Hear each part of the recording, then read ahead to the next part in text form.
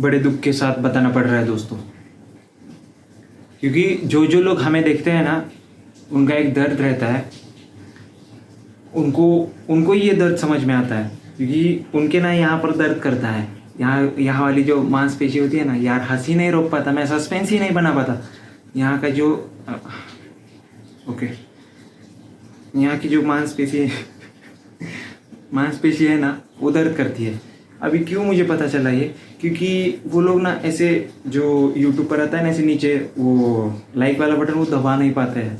इससे मतलब जिससे मुझे मोटिवेशन मिलना चाहिए, मुझे मोटिवेशन मिलना चाहिए, वो लोग ये नहीं कर पाते हैं, क्योंकि उनकी भी गलती नहीं है। यहाँ की मांसपेशी उनकी दर्द होती है।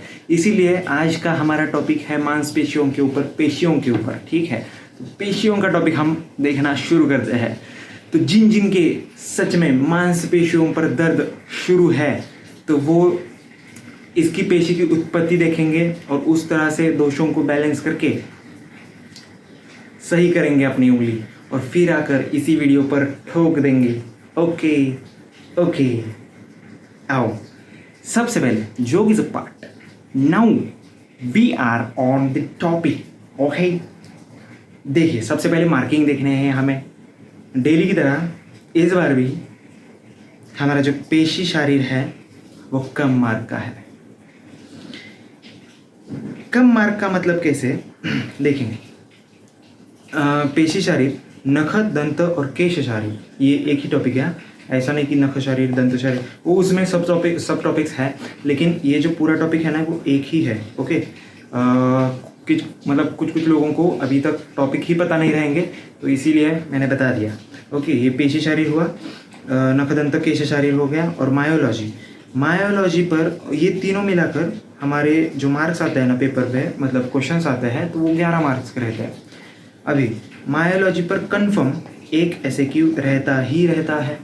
मायोलॉजी पर मतलब मायोलॉजी यानी कोई भी मसल, ओके, किसी भी टाइप की कोई भी मसल अपने बॉडी की, जो 639 जो नंबर है मसल्स का, उनमें से कोई भी मसल, मतलब मोस्टली तो हमारे जो पार्ट्स वाली मसल, मतलब क्वाड्रासेप्स हो गए या फिर हैमस्ट्रिंग मसल्स वगैरह, वो सारे पूछते हैं। मैं बताऊंगा वहाँ जहाँ आएगा।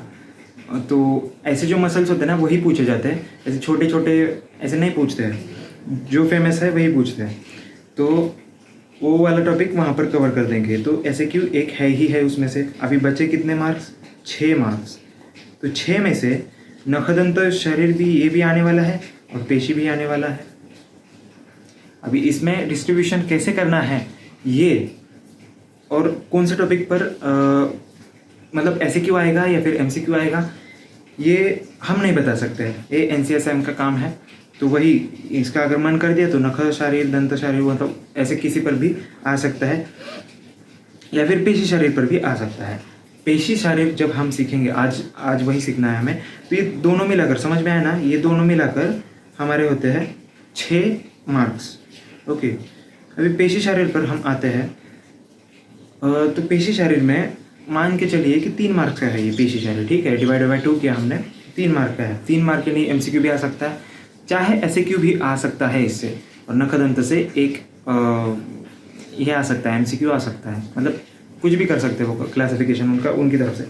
देखिए, पेशी शरीर में सबसे पहले जो ब्लूप्रिंट के अकॉर्डिंग सिलेबस है अपना, एनसीएसएम के अकॉर्डिंग जो सिलेबस है, तो उसमें उन्होंने दिया है कि सिर्फ पेशी का क्लासिफिकेशन इम्पॉर्टेंट है, मतलब कौन से टाइप्स की पेशी रहती है, कैसा उसका क्लासिफिकेशन है। उन्होंने इतना भी डिटेल नहीं दिया है, बस उन्होंने कहा है कि क्लासिफिकेशन यहाँ पर मस्ट नो है। ओके, तो इसीलिए हमने क्लासिफिकेशन पूरी तरीके से निचोड़ के कहाँ से, मतलब कौन से बुक से मैं पढ़ा हूँ ना, उन बुक से मैंने यहाँ पर डाला है, और जो श्लोक वगैरह इंपॉर्टेंट है वो भी हमने डाले हैं, ठीक है। पेशी शरीर, पेशी सेल बोल सकते हैं, फिर टिश्यू बोल सकते हैं। अभी कैसे सेल्स और कैसे टिश्यू, देखिए आयुर्वेद में जब हम पढ़ते हैं ना, तो वो थोड़ी सी चीज़ बदल जाती है, थोड़ी सी अलग हो जाती है। तो एकदम एग्जैक्ट ऐसे हमें कंपेयर करना नहीं आएगा, और कंपेयर भी करोगे तो ठीक है, आपका मतलब लॉजिक लगाने के लिए ठीक है, लेकिन अगर आपको एकदम प्रॉपर तरह से आयुर्वेद सीखना है ना, तो बिल्कुल भी मॉडर्न और आयुर्वेद का कंपैरिजन ना करें। यही मैं सजेशन दूंगा सेकेंड ईयर में। फर्स्ट ईयर में चलेगा कोई बात नहीं, फर्स्ट ईयर में यही से समझेगा हमें, यही से मतलब हमारी जो रूट्स है ना यहीं से। ओके, तो इसी के आधार से हम समझेंगे। सबसे पहले है व्याख्या। व्याख्या मांसावयव संघात परस्पर विभक्त पेशी इत्युच्यते। मतलब मांसावयव जो रहते हैं, पेशी को हम मतलब मांस पेशी बोलते हैं ना, तो मांसावयव इससे याद कीजिए, मांस अवयव यानी जो हमारे मसल्स हैं उनके अवयव यानी छोटे छोटे हिस्से, संघात एकत्रित आकर, परस्पर विभक्त एकत्रित आते हैं लेकिन परस्पर विभक्त भी होता है। यानी कि जैसे कि कोई मसल है, हमारे एनसीईआरटी के बुक में एक डायग्राम थी, कौन से इसमें थी, लोकोमोशन में, हाँ लोकोमोशन एंड मूवमेंट्स में थी ना, एक डायग्राम थी मसल्स की, उसमें से ऐसे कुछ बाहर आ रहा था, याद है कुछ? तो कुछ लोग मतलब उसको क्या क्या क्या क्या समझ गए होंगे, मतलब पहले पढ़ने से पहले। तो वो मसल है। मसल से क्या होता है ना, ये मसल है हमारा, मतलब मान लीजिए कि फैसिया है इसके ऊपर, तो इसके जो मसल सेल्स वगैरह मतलब ऐसे ऐसे दिखाया था ना, एक एक ऐसे बाहर आता हुआ, तो उसी तरह से इन्होंने कहा है कि एकत्रित तो है लेकिन फिर भी अलग अलग है। अगर देखा जाए तो ये मतलब ऐसे ऐसे देखा जाए तो ये एक है, ये एक है, लेकिन ऐसे देखा जाए, ऐसे देखा जाए ना, देखिए ऐसे, तो ये सब ऐसे अलग अलग नज़र आते हैं। इसी तरह से इन्होंने एक्सप्लेन किया है कि मांस अवयव संघात परस्पर विभक्त, मांस अवयव संघात परस्पर विभक्त इसी को पेशी इति उच्यते। फिर परस्पर से मतलब यही मैंने मराठी में यहाँ पर दिया है, परस्पर से विभक्त यानी एक दूसरे में अटैच नहीं है, विभक्त है, ऐसे मांसावयव संघात को पेशी बोलते हैं। फिर उत्पत्ति इसकी कैसी है, पित्तयुक्त वायु। पित्तयुक्त वायु ये कहाँ से आया? अब मतलब ये कहाँ से आया जाने दीजिए, ये संप्राप्ति की तरफ जाएगा। फिर संप्राप्ति नहीं बोल सकती, ये व्याधि नहीं है ना। हाँ, तो ये सेकेंड ईयर में आपको समझेगा। तो यहाँ पर कहा है कि पित्तयुक्त वायु यानी सिंपली पित्त के गुण रखने वाला वायु।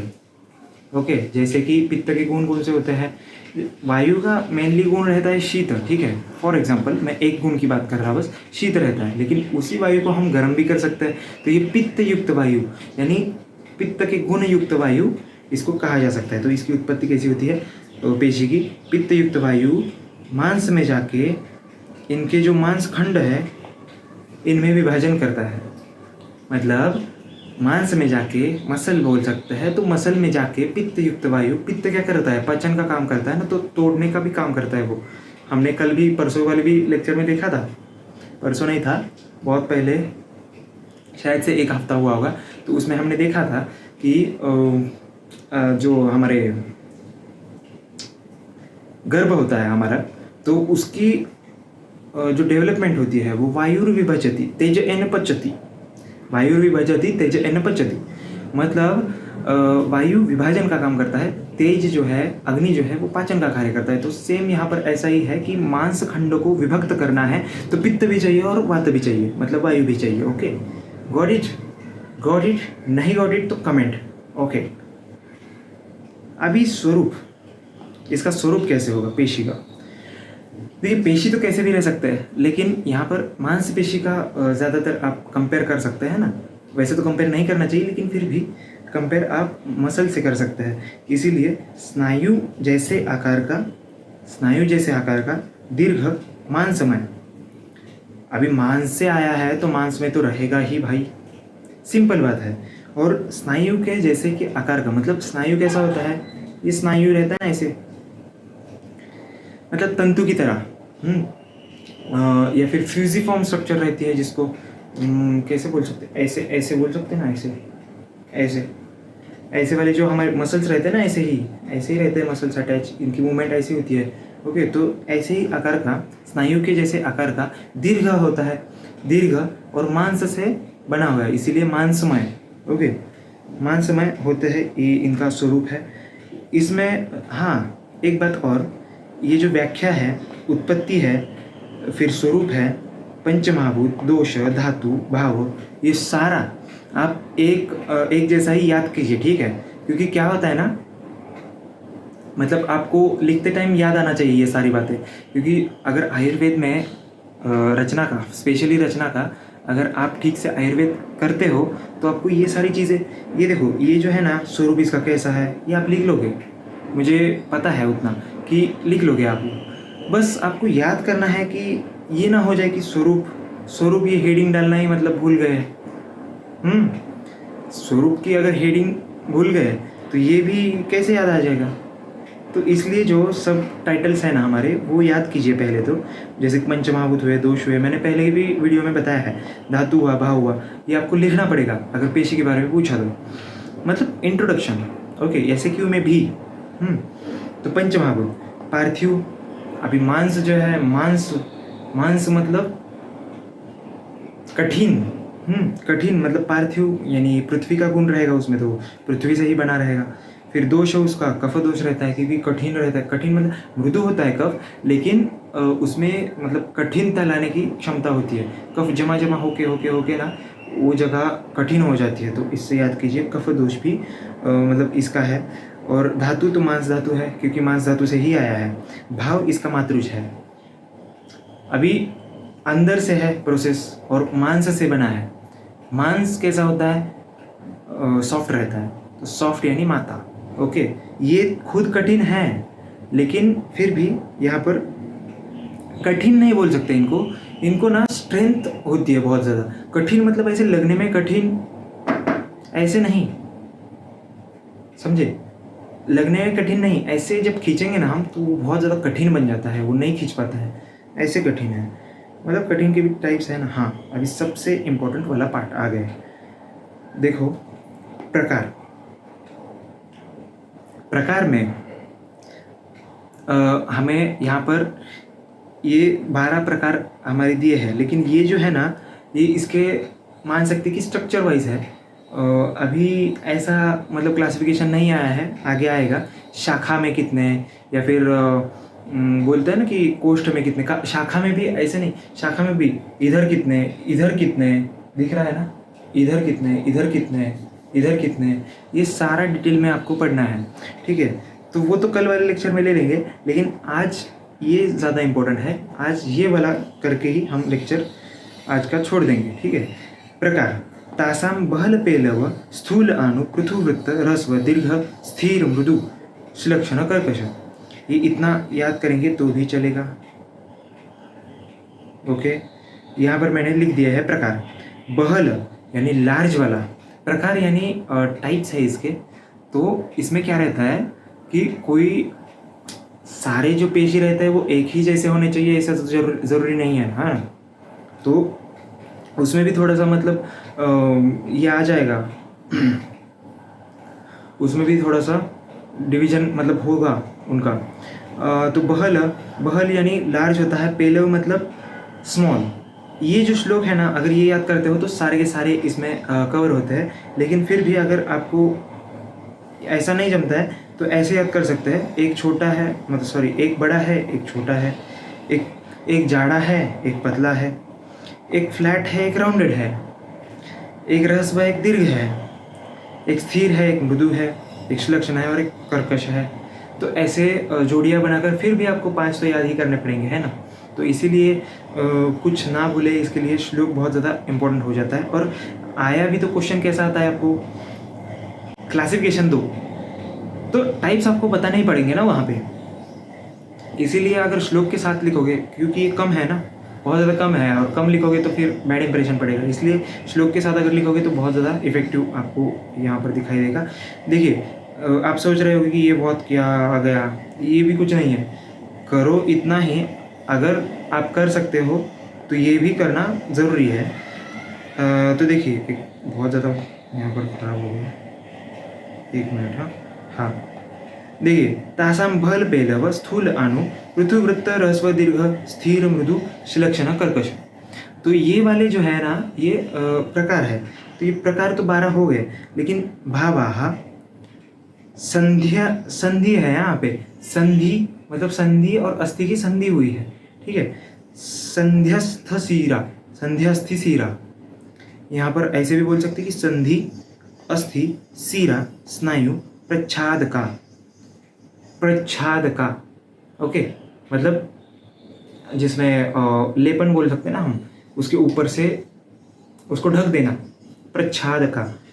तो भावाः संधि अस्थि शिरा स्नायु प्रच्छादकाः यथा प्रदेशम स्वभावात् एव भवन्ति। तो ये अस्थि बोल रहा हूँ, पेशी का स्वभाव ही है कि लेपन कर्म, लेपन कर्म ये पेशी का स्वभाव है, ओके। और किन किन को लेपन करता है? संधि, अस्थि, शिरा, स्नायु, इनको प्रच्छादन करता है, ओके। और कितने प्रकार के रहते हैं वो आप कर लेना, मैंने अभी 2-4 बार मैंने एक ही चीज़ बोल दी, ठीक है। तो बहल, पेलव, स्थूल, अणु, पृथु, वृत्त, इसके मीनिंग्स मैं क्या बताऊँ, मैंने ब्रैकेट में भी लिखा है ना, यहाँ पे लार्ज होता है, स्मॉल होता है, थिक होता है, अणु यानी थिन, फिर फ्लैट, ये गुण की तरह है ना, जो हमने पदार्थ विज्ञान में गुरुवादी गुण जो पढ़े थे उसी के जैसा है। ह्रस्व, फिर ह्रस्व कोई शॉर्ट होता है, मतलब ह्रस्व कु, ह्रस्व की, या फिर दीर्घ कु, दीर्घ की, जैसे हम पढ़े हैं ना 12 खड़ी में, जिनको पता होगा उनको पता होगा, जो इंग्लिश मीडियम है उनको शायद ही पता होगा, ठीक है। उनको ये पता होगा बड़ी की, छोटी की, ऐसे, तो इसी को हम ह्रस्व दीर्घ बोलते हैं, ठीक है। फिर स्थिर, मृदु, श्लक्षण और कर्कश, कर्कश यानी रफ, स्मूथ और श्लक्षण, ये तो गुरुवादी गुण है। नेक्स्ट है संख्या और स्थान। संख्या और स्थान में शाखा में है 400, एक शाखा में है 100, तो 4 शाखा है हमें, 2 हाथ और 2 पैर, 2 आँख ना बेटा ना, 2 हाथ और 2 पैर। देखिए अभी ये जो मतलब ऊपर ही दिया है ना, संख्या है और स्थान है, तो इसमें आप ये इतने जो है ना, ये याद कीजिए, 6 छठ है, 34 है। अभी इसका हमें डिटेल भी जानना है, और ये टोटल मिला के हमारे 500 पेशी होते हैं।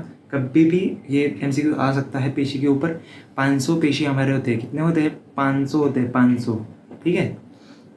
तो शाखा में 400 होते हैं, अभी बचे 100 ही, तो उसको 6 छठ और 34 इनमें आप डिवाइड कर सकते हैं, और टोटल है हमारा नंबर 500 का। और ये जो है शाखागत पेशी, फिर मध्य शरीरगत और ऊर्ध्वजत्रुगत,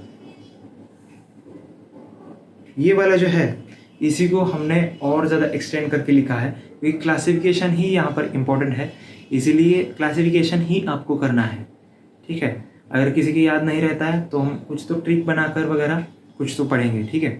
आज का भी वीडियो बहुत ज़्यादा लंबा हो गया है, अभी एडिट करने में मुझे परेशानी होगी, ठीक है। फालतू जो बकबक करता हूँ ना मैं पहले, इसकी वजह से टाइम जाता है, अगली बार से नहीं है, नहीं बेटा, ओके। पढ़ते रहिए, राधे राधे। ये हुआ पार्ट 1 और पार्ट 2 भी आने वाला है, ओके। राधे राधे।